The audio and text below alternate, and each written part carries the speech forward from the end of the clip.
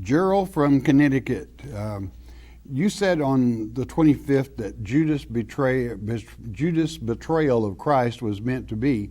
Does that infer that Judas had God on his side? Question.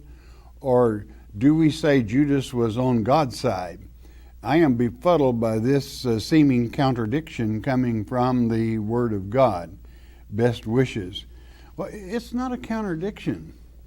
Haven't you ever read Psalms 41 verse 9?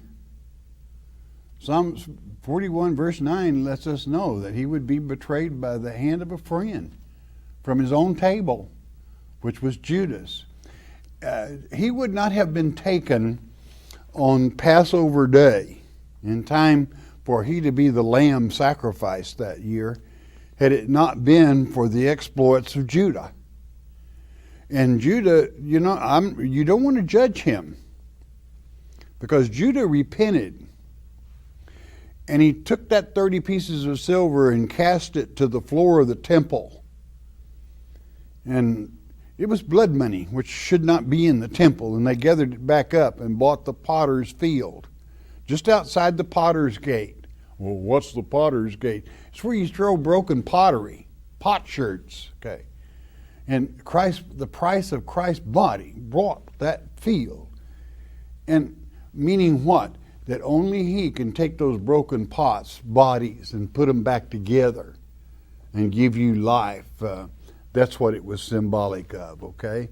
But it was written long ago. Now, inasmuch as he repented, then when you read in Acts chapter 1, verse 18, what does it say? It says that he was hanging on a tree, all right, but he was split open from his Adam's apple way below his navel. And everything fell out.